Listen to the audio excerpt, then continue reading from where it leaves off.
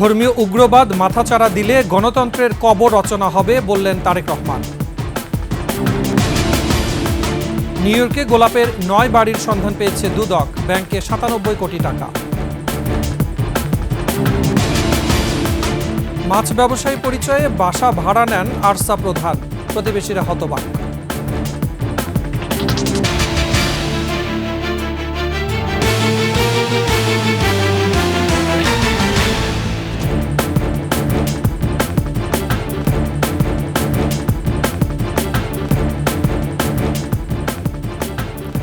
শুনছিলেন সংবাদ শিরোনাম, আমন্ত্রণ 21 সংবাদের সাথে আছি মুজাহিদুল ইসলাম। দর্শক, 21 টেলিভিশনের সংবাদ একসাথে সরাসরি দেখতে পাবেন আমাদের ফেসবুক পেজ www.facebook.com/2124 অনলাইনে। এছাড়া সাবস্ক্রাইব করতে পারেন www.youtube.com/21TV চ্যানেলে। ধর্মীয় উগ্রবাদের অপতৎপরতা ও চরমপন্থা নিয়ন্ত্রণের তাগিদ দিয়ে বিএনপির ভারপ্রাপ্ত চেয়ারম্যান তারেক রহমান বলেছেন, অন্যথায় উগ্রবাদী গোষ্ঠী ও পরাজিত ফ্যাসিবাদী শক্তি পুনরায় গণতন্ত্রের কবর রচনা করবে, ইমেজ সংকটে পড়বে দেশ। এছাড়া নির্বাচন কেন্দ্রিক সংস্কারে অন্তর্বর্তী সরকার গুরুত্ব দেবে বলেও আশা করেন তারেক রহমান। মাহিলা ইসলামের রিপোর্ট। দেশের সব রাজনৈতিক দলের সম্মানে বিএনপির ইফতার ও দোয়া মাহফিলের আয়োজন। জনগণ ও রাজনৈতিক দলগুলোর ঐক্যবদ্ধ আন্দোলনে দেশ ফ্যাসিবাদ মুক্ত হয়েছে, তবে আবারও নানামুখী ষড়যন্ত্র দেখা দিচ্ছে। এ অবস্থায় সবাইকে নির্বাচনমুখী হওয়ার আহ্বান জানান নেতারা। নিজের কথা বলেন, অন্য যাতে কথা বলতে পারে সেই রকম কথা বলবার পক্ষে পরিবেশ তৈরি করবার জন্য কাজ করে।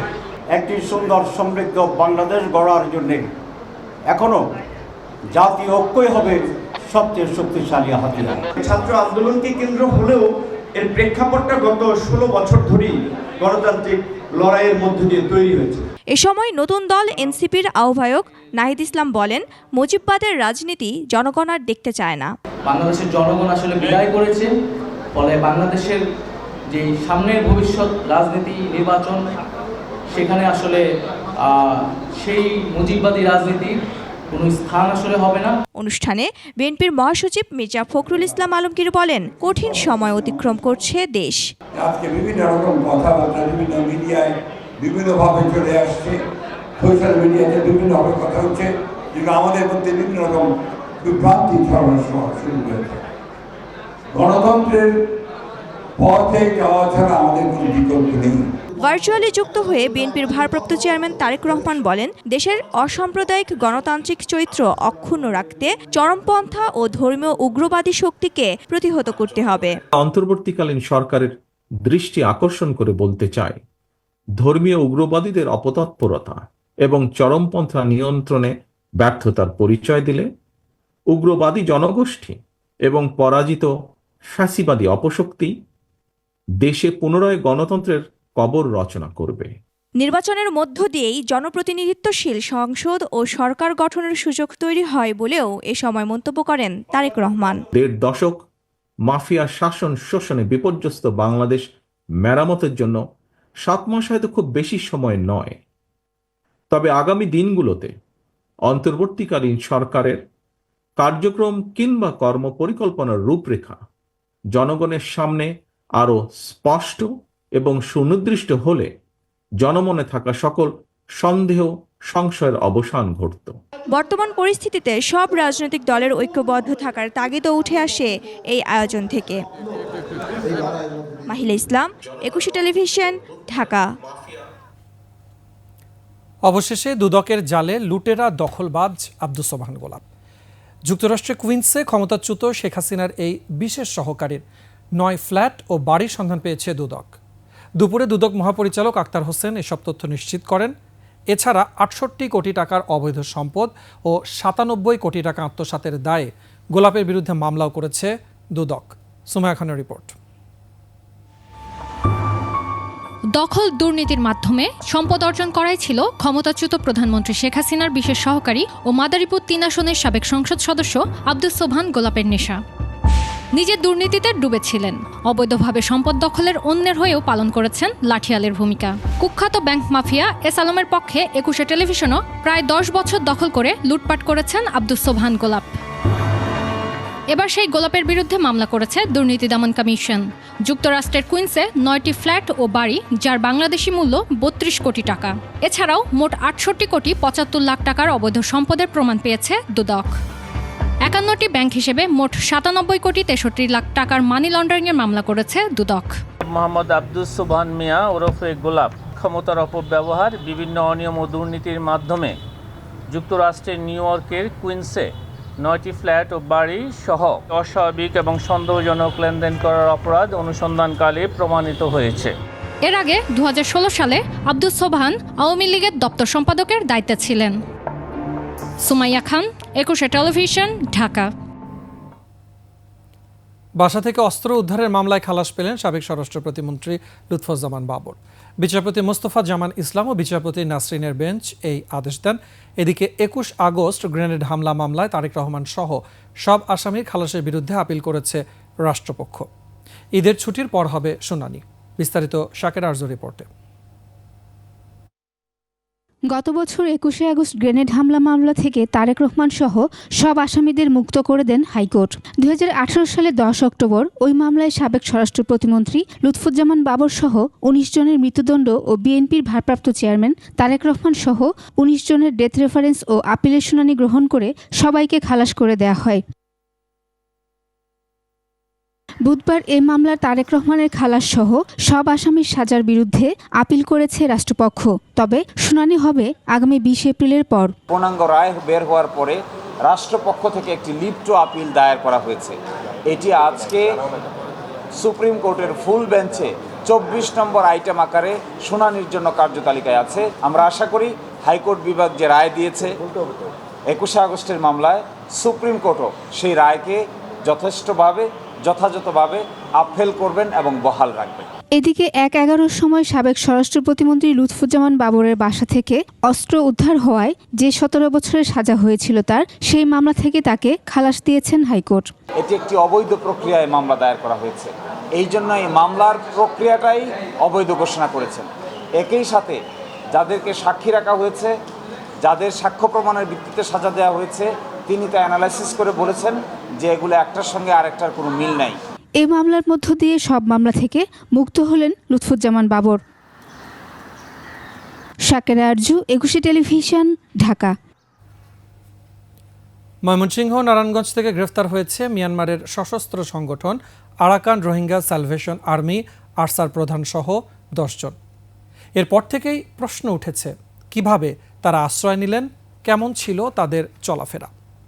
এই নিয়ে বাড়ির মালিক ও স্থানীয়দের সাথে কথা বলেছেন আমাদের ময়মনসিংহ প্রতিনিধি আতাউর রহমান জুয়েল ও নারায়ণগঞ্জ প্রতিনিধি রবিউল ইসলাম।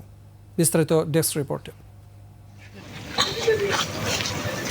রোববার মধ্যরাতে ময়মনসিংহের নতুন বাজার মোড়ের একটি বহুতল ভবন থেকে গ্রেপ্তার হন Arakan Rohingya salvation army Archer 4 সদস্য। এরপর থেকে এলাকায় সৃষ্টি হয় চাঞ্চল্যের, আতঙ্ক ছড়ায় জনমনে। প্রশ্ন ওঠে, কিভাবে আশ্রয় নিলেন তারা?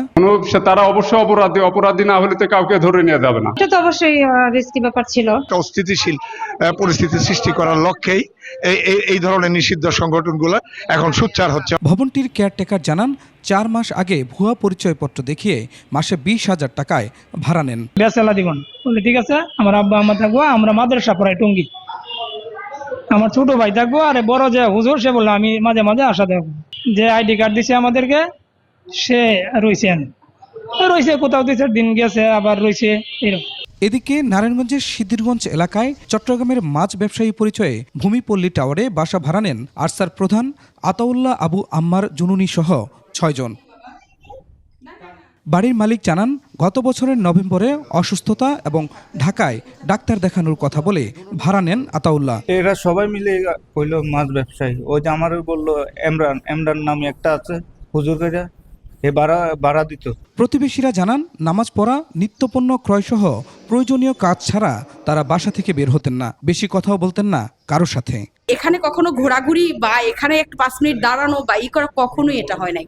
আমরা নিজেরা খুব আতঙ্কের ভিতরে এখনো আছি যে কার সাথে আমরা থাকলাম। তারা ডাক্তার কাছে যাইতেছে এটাই বলতেছে। মানুষ 2 জন আর একটা বাচ্চা আছিল 10-12 বছরের। আতাউল্লাহ সহ সবাইকে জিজ্ঞাসাবাদের জন্য 10 দিনের রিমান্ডে নিয়েছে police. Khurshid Alam, desk report, একুশে টেলিভিশন। পুলিশ বাহিনীর কল্যাণ নিশ্চিত করতে 5 দফা নির্দেশনা দিয়েছেন প্রধান উপদেষ্টা। বুধবার স্বরাষ্ট্র সচিব ও সংশ্লিষ্টদের সাথে বৈঠকের পর বাহিনীর সদস্যদের কর্মদক্ষতা বাড়ানোর নির্দেশনাও দেন প্রধান উপদেষ্টা। মেহেদী হাসানের রিপোর্ট। 5 আগস্টের গণঅভ্যুত্থানে জনগণের মুখোমুখি দাঁড়িয়ে বড় ধরনের ধাক্কা খায় পুলিশ বাহিনী। এরপর থেকে অনেকটাই যেন নির্জীব পুলিশ বাহিনী। এমন পরিস্থিতিতে গত সোমবার বাহিনীটির শীর্ষ কর্মকর্তাদের নিয়ে বৈঠকে বসেন প্রধান উপদেষ্টা। বৈঠকে নিজেদের সমস্যা খোলামেলাভাবে তুলে ধরেন পুলিশ কর্মকর্তারা। পুলিশকে অবহেলা করে কিংবা পাশ কাটিয়ে গিয়ে দেশ করতে পারবে না। পুলিশ বাহিনীর এসব সমস্যার সমাধানে কি করা যায় তা ঠিক করতেই বুধবার স্বরাষ্ট্র উপদেষ্টা ও সংশ্লিষ্টদের নিয়ে বৈঠকে বসেন প্রধান উপদেষ্টা। বৈঠক শেষে প্রধান উপদেষ্টার প্রেস উইং জানায়, পুলিশ বাহিনীর কল্যাণে 5 দফা নির্দেশনা দিয়েছেন প্রধান উপদেষ্টা। এগুলো হলো ঝুঁকি ভাতার প্রচলিত সিলিং তুলে দেওয়ার বিষয়টি বিবেচনা করা, পুলিশের জন্য নতুন 364টি পিকআপ ও 140টি প্রিজন ভ্যান কেনা, পুলিশের চলমান নির্মাণ প্রকল্পের যেগুলোর কাজ 70% নিচে সম্পাদিত হয়েছে সেগুলোতে অর্থ ছাড় করা, ভাড়াকৃত ভবনে অবস্থিত 65 থানার জমি অধিগ্রহণের জন্য অর্থ ছাড় করা, এসআই ও এএসআইদের মোটরসাইকেল কেনার জন্য সুদমুক্ত ঋণের বিষয়টি বিবেচনা করা। শান্তিপূর্ণ নির্বাচন অনুষ্ঠানে প্রস্তুতি এবং করণীয় ঠিক করতে পুলিশ বাহিনীকে এখনই উদ্যোগ নেওয়ার নির্দেশনাও দেন প্রধান উপদেষ্টা। মেহেদী হাসান, 21 টেলিভিশন, ঢাকা। জাতীয় পার্টির ইফতার মাহফিলে মারামারির ঘটনা ঘটেছে। রাজধানীর কাফরুলের ইব্রাহিমপুরে দ্য বুফে প্যালেস রেস্টুরেন্টে এই ঘটনা ঘটে। বিকেল 5টার পর অনুষ্ঠান শুরু হলে কিছুক্ষণ পরে সভাস্থলে হট্টগোল শুরু হয়। এরপরে হঠাৎ করে কয়েকজন লাঠি কাঁচের প্লেট ছুঁড়ে মারে, এতে আহত হয় বেশ কয়েকজন। এ সময় নেতাকর্মীদের মধ্যে আতঙ্ক ছড়িয়ে পড়ে। হামলার মূল উদ্দেশ্য কী এবং কারা এর পেছনে রয়েছে তা জানা যায়নি। এর আগে গত শনিবার বাধার মুখে বন্ধ হয় রাজধানীর পল্লবীতে জাতীয় পার্টি আয়োজিত ইফতার মাহফিল।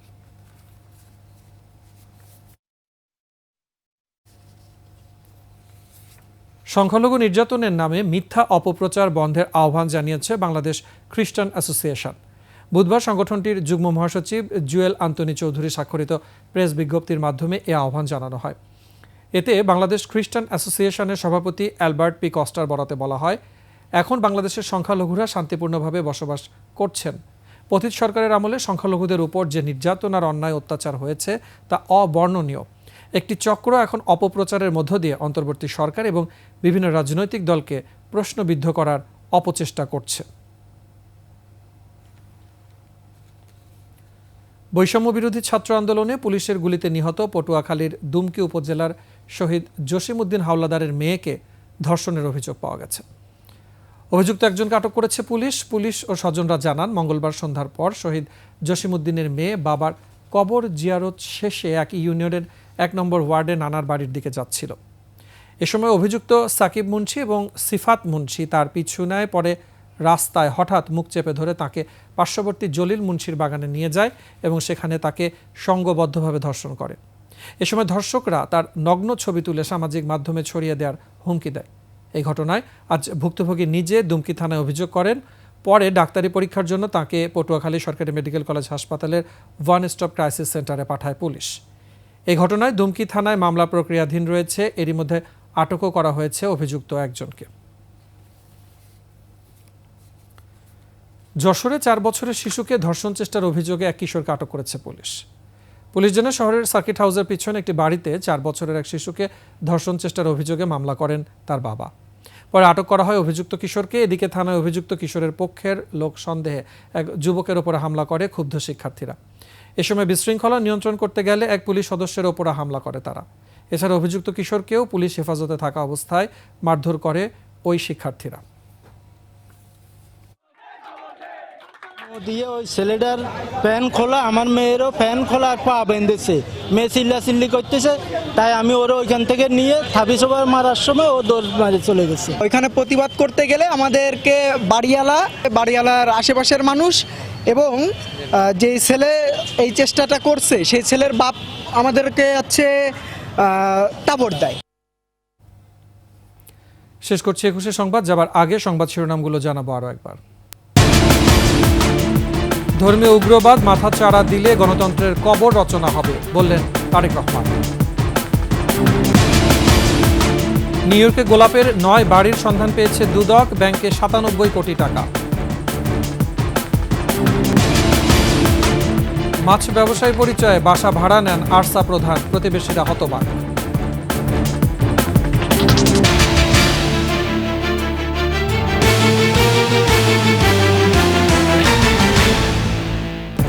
সর্বশেষ সংবাদ জানতে ডায়াল করুন 2021 নম্বরে আর ভিজিট করুন ekushe-tv.com ওয়েবসাইটে। এছাড়া ফেসবুকে ভিজিট করতে পারেন www.facebook.com/ekushe24 অনলাইনে। এছাড়া সাবস্ক্রাইব করতে পারেন www.youtube.com/@ekushe-tv চ্যানেল। এতক্ষণ সাথে থাকার জন্য ধন্যবাদ। পরবর্তী সংবাদ রাত 11টায় দেখার আমন্ত্রণ রইল। একুশের সাথে থাকুন।